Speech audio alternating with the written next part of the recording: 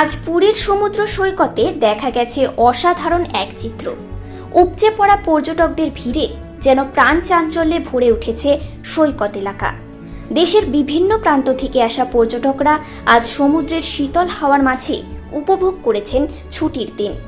সৈকতের বালুরাশিতে পা ডুবিয়ে সাগরের ঢেউয়ের আওয়াজে মন মেলাতে দেখা গেছে নানা বয়সের মানুষদের।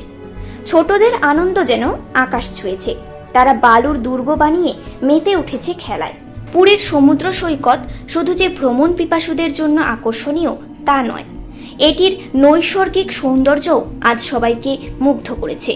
বিশেষ করে সানসেটের মুহূর্তে আকাশ জুড়ে ছড়িয়ে পড়া রঙিন আভায় আরও প্রাণবন্ত হয়ে ওঠে সমুদ্রের তীর। স্থানীয় দোকানদাররা, খাবার বিক্রেতারা ও গাইডরা পর্যটকদের সেবায় ব্যস্ত ছিলেন সারাদিন। যদিও এমন ভিড়ের কারণে সাময়িক অসুবিধার সৃষ্টি হয়েছে, তবে নিরাপত্তা বাহিনী সতর্ক রয়েছে এবং সকলকে সঠিকভাবে সহযোগিতা করছে। পুরীর সমুদ্র সৈকতে আজকের এই দৃশ্য শুধু পর্যটন শিল্পের জন্যই নয়, শহরের অর্থনীতির জন্য আশার সঞ্চার করেছে। Bureau report, news prime Times.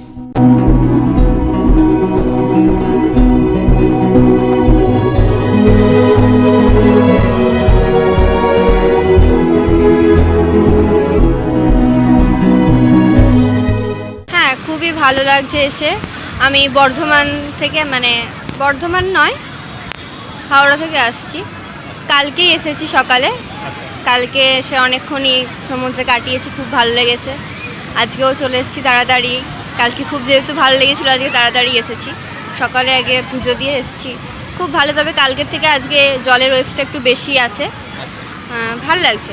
কেমন লক্ষ্য করছো?